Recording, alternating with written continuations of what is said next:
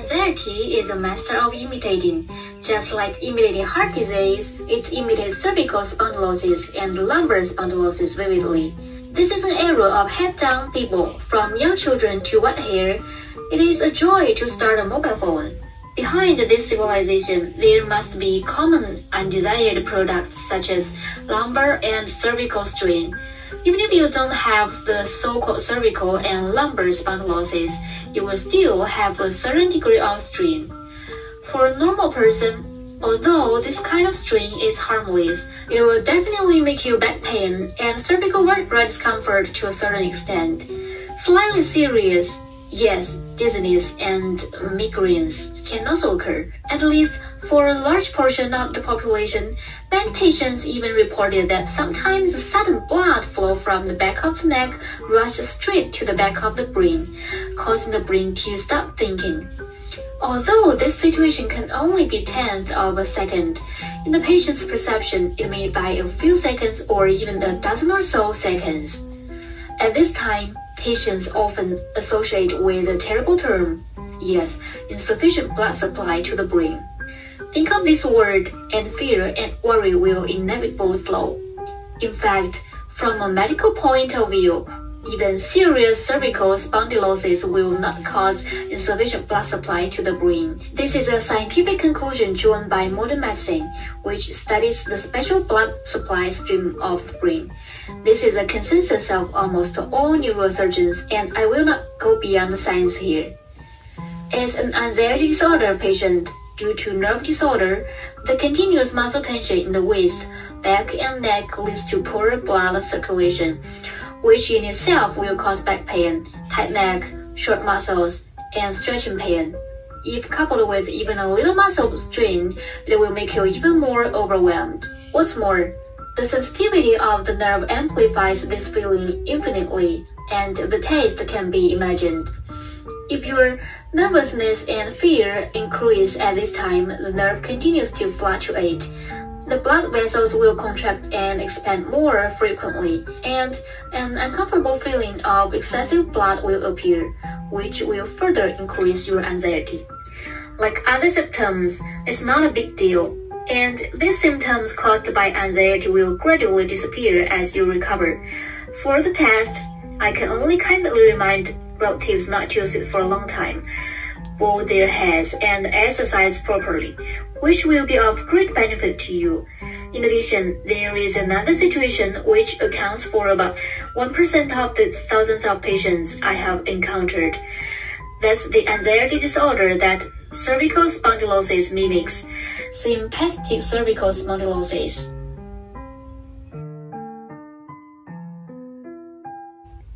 Anxiety disorders mimic cervical spondylosis, and interestingly, cervical spondylosis is also mimics anxiety disorders, which is sympathetic cervical spondylosis.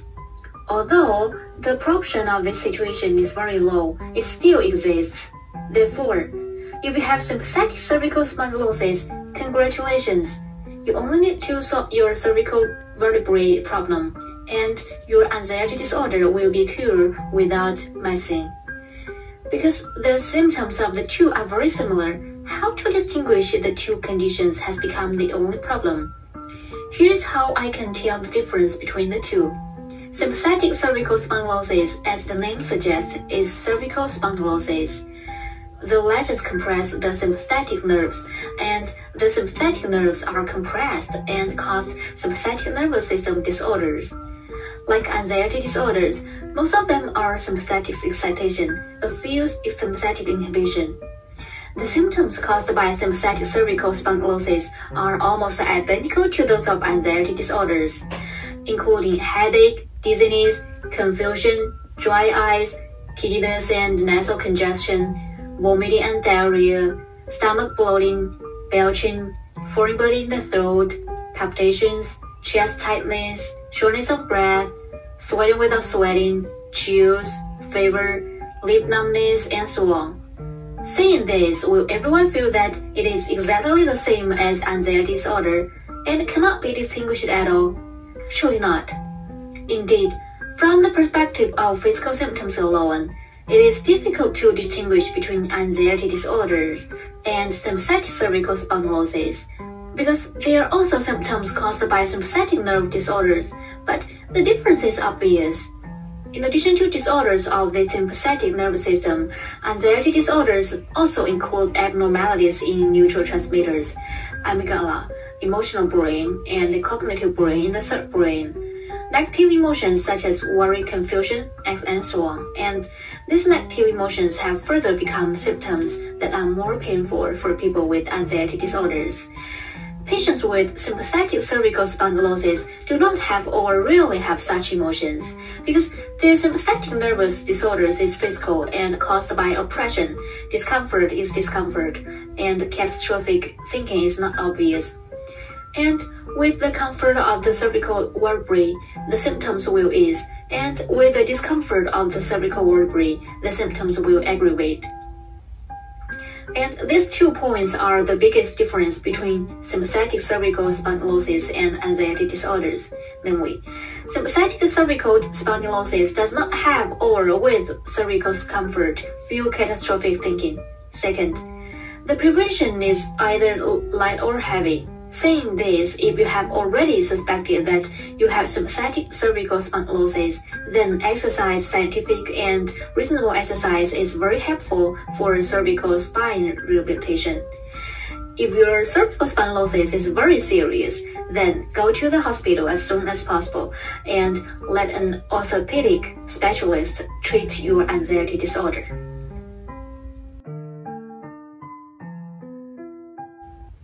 Collapse is a psychological state. Some patients are struggling under the huge pain. Due to their lack of understanding and cognition of anxiety disorders, they fall into a greater fear. They worry and fear every moment of the day. Entanglement and constant attention make this huge pain more ferocious and seemingly invisible.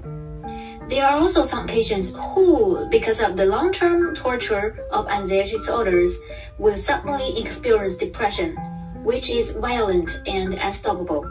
At this time, the collapse appeared, and some patients even claimed, "I will never get better. This life is over. I can't do it," and so on and so on.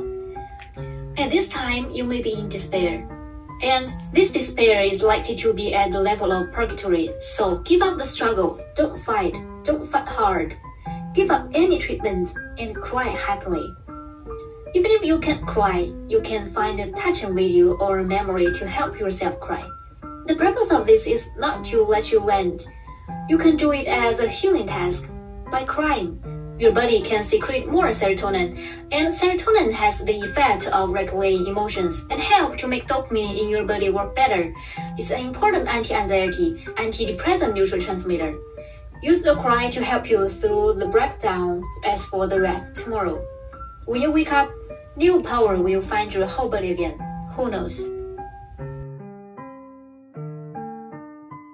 A lot of friends told me that since I had anxiety disorders, the little things will be tense, and it is persistent and uncontrollable. It was good, but when I was nervous, I would accept anxiety and worry about whether the symptoms would come, which led to more nervousness. And the symptoms actually appeared. Even for many friends, panic attacks are common at this time, so the vicious cycle appeared again. The original event, tension, anticipation, anxiety, symptoms, hypochondriasis, fear. Maybe this tension will make you feel uncomfortable, but it will not have any effect on your body. You need to know that it is not tension that makes you afraid, but the symptoms that tension may cause. So let you the fear or the symptom. If your fear of the symptom disappears, will you still be afraid of nervousness? Often backfires. What would you do eliminate is the fear of symptoms, and this will be done slowly as you become more aware of the symptoms. Or you can regard nervousness as a symptom of anxiety disorder. It is just a symptom of oversensitivity of the nerves and slightly stimulated by external factors. Normal people also have it, but the sensitivity is not so high. Allow it to be there for a while, and it won't go away overnight with your acceptance. The anticipation anxiety will get weaker and weaker as you accept it. Your adrenal glands, the secretion of hormones, will also be reduced, and the tension will be gradually relieved. And now, please allow it to exist. Tension won't affect you. It's just a small symptom, and what really affects you is your fear of it. Sweaty palms, body sweats, and even tingling are often accompanied by symptoms such as nervousness, palpitations, arrhythmia, or panic attacks. Of course, simple sweating is also common. The former is a stress response due to anxiety symptoms such as nervousness, palpitations, and heart palpitations, while the latter is simply caused by an oversensitivity of the nerves that control your sweat glands. This is also true of normal people in the state of tension and anxiety. Because they are in a state of tension and anxiety, adrenaline will also be excessively secreted, and the nerves will also become sensitive. At this time, sweating is just a manifestation of sympathetic nerve excitation. And many patients with anxiety disorders, even if they don't have tension and anxiety, are still likely to have sweaty palms, tremors, tingling, or sweating all over the body. Because your nerves have been broken, and sympathetic nerve excitement may appear anytime, anywhere, sweating becomes normal. Not to mention, at this time, you're likely to be extremely nervous, anxious, and even fearful and afraid. In fact, you don't need to worry at all. This is not caused by the physical weakness you imagined, nor is it a serious disease that is deeply hidden, and it will not affect your use of your hands. What it can do is only just sweating. Many patients were worried, and they sent me pictures of sweaty palms over and over again, asking why they were sweating so much, for fear that I might miss any detail, while telling their worries. And when I tell them why this is happening, they let out a long sigh of relief, and the sweating fades away. Like other symptoms, sweating is just a typical symptom of anxiety disorders. As you learn more and more about pain management, this correct perception will eventually replace your original wrong perception. Knowing that, you will lose the reason for tension and fear, and a virtuous circle will occur. That is, anxiety symptoms, correct cognition, no longer fear, anxiety, tension. Adrenaline secretion slow down, symptoms slow down, adrenaline restore balance, nerve repair. And nerve repair is complete, which means you are fully recovered.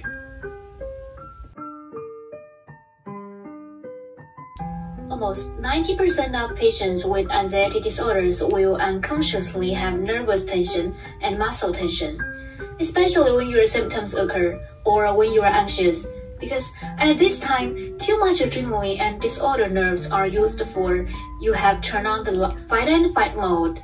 As a normal person, the mode that will only be activated when you encounter a great threat is wrongly activated by your sensitive nerve again. There are also many patients who find that their body cannot relax at all, and their nerves and muscles are always in a tense state. When they are about to go to bed and should have relaxed their whole body, although I tried to relax myself, who knew that I was in a tense state after a while, and even woke up and found that my body was still stiff. There are also many patients who responded, I often don't look at the tendons in my waist and ankles when I sleep, and I wake up in the morning with pain and numbness. This situation is even less worrying. Neurological disorders are just like that. You can't tell whether you need to rest or whether you need to fight and fight. This is just because your sympathetic and parasympathetic nerves cooperate with each other. It does not mean how serious your autonomic disorder is. This situation is only temporary, and you only need to understand this thoroughly.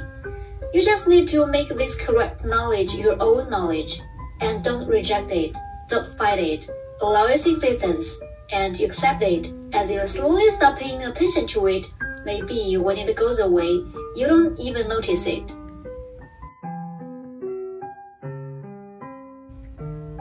What are anxiety symptoms?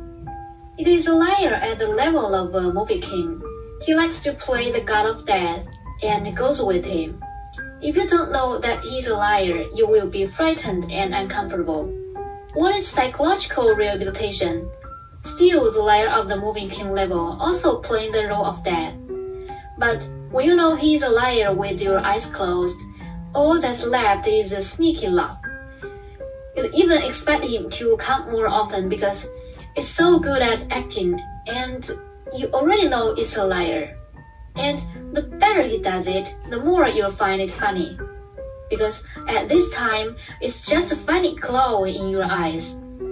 Separate yourself from the symptoms. You are you. It is it. As an audience, it is quite interesting to properly comment on these acting skills.